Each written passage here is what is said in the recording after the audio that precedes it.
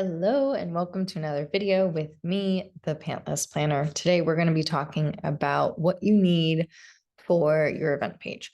So let's get into it. What is an event page? An event page is either a landing page on your website, it is a landing page, or a destination of all of your marketing efforts. It should be the be-all, tell-all for your event. It should be a specific, like I said before, website landing page contains all the information that's relevant to your event and that helps people make a decision.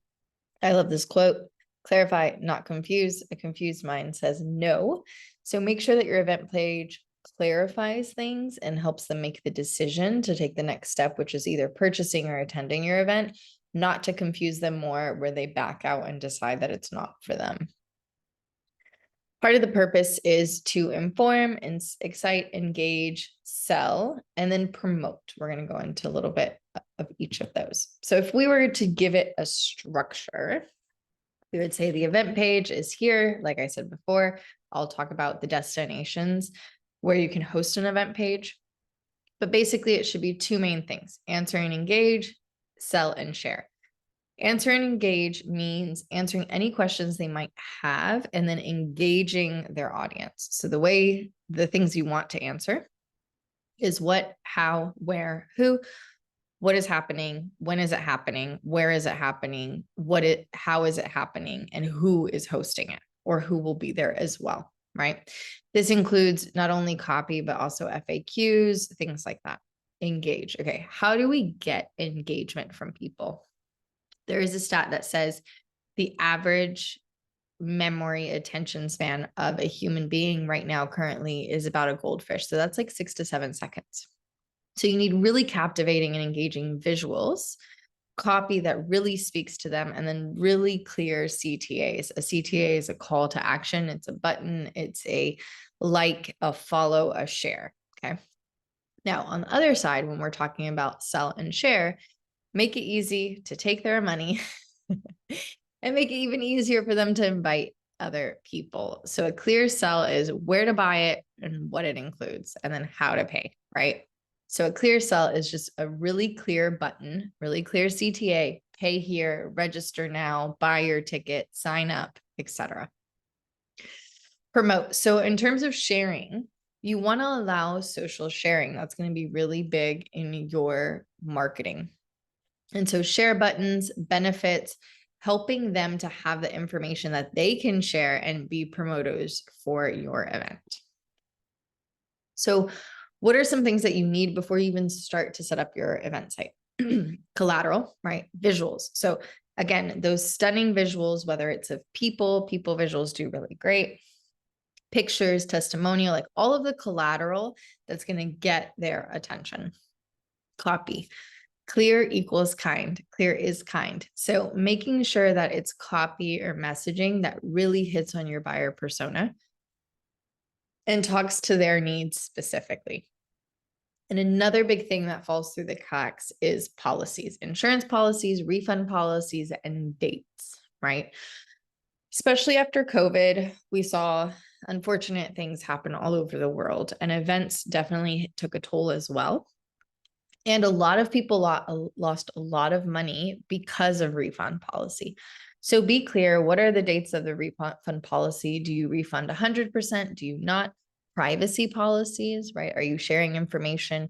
If you want to share testimonial video, you need someone to sign off on that, especially legalities if we're talking about the United States.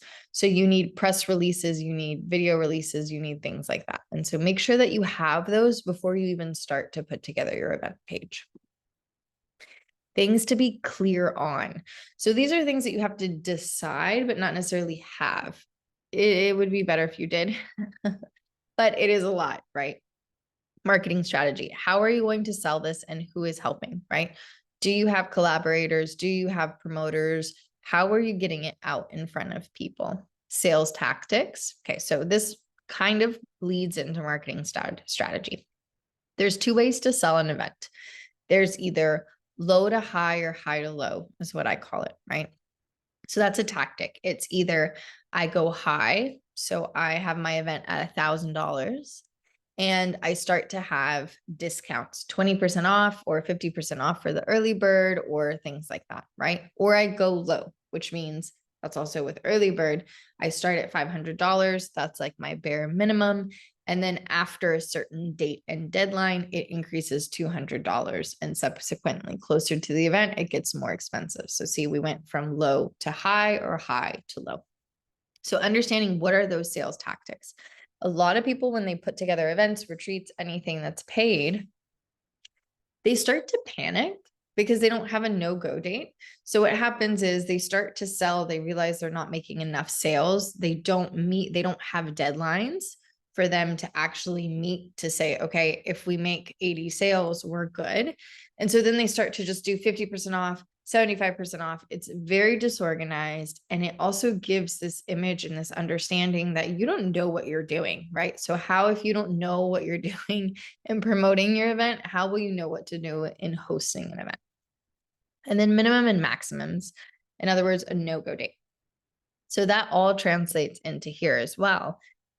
You need to know how many people you need to make it or break it, right? So if you can foot the bill where if the event doesn't make profit or doesn't break even, that you're fine, fantastic, you're very lucky.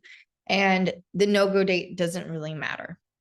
So if 3 people show up, that's great. But if you depend on this, you need it to break even, you don't have any money in your bank account that you just can willy-nilly reach in and grab and cover, you need to have a minimum and a maximum. Okay. So minimum would be, let's say, for example, 4. I need to have 4 tickets sold at this price in order for this to be viable. A maximum is also, I can only sell 25 tickets or 200 tickets because of venue capacity, leader and host capacity, food, pricing, anything like that, transport, logistics. It depends. If you want it to be really intimate, around 12 people. And then a no-go date. So setting with these deadlines as well, if we don't sell X amount before this date, we have to pull the plug and either cancel or postpone. So where do you put all of this amazing information?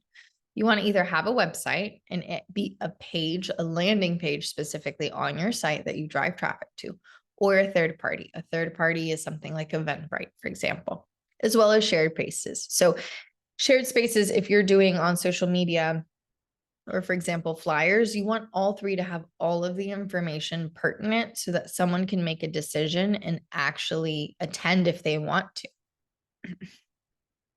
Back into basics. Here are some things that I will say are essential. I was going to say would be nice to have, but are essential to set up. And it's in the back end. A lot of people don't see this. So a lot of people forget about these things. So marketing campaign. We talked about a marketing strategy, but marketing campaign is I'm going to promote on social media, have them like it, have them share it, have them sign up, and then usher them into something else. Or I'm going to email my list 4 times this week to give them a discount or something like that, right? So what is the marketing campaign within the strategy and the posts that you're doing? So having that clear and mapped out really helps you say, okay, if by 3 months of this campaign that we've done a lot, we've written blogs, we've done videos, we're promoting and nothing's happening, then it's time to come back and adjust. Information sharing. Figure out how you're going to get information to your attendees, right? Are you going to put them in groups? Are you going to text them? Are you going to email them information? How are you going to get information into their hands so they can not only make a decision, but once they do, that it's really clear and clean for them to arrive and attend and feel good about coming. And then next steps. Where do you go from here, right? So many people will host an event, especially coaches, and they have the hopes that it will turn into something else, right? That it's a top of a funnel. That's a marketing term where, at the top of a funnel, it's wider. And so it captures people and then they sell them a course, right? But if it's not clear and you don't have signups, if you don't have websites, if you don't have everything ready in the back end and have something to usher them through, they're just going to fall flat. Just so you know, conversion rates, I'll do a video on that.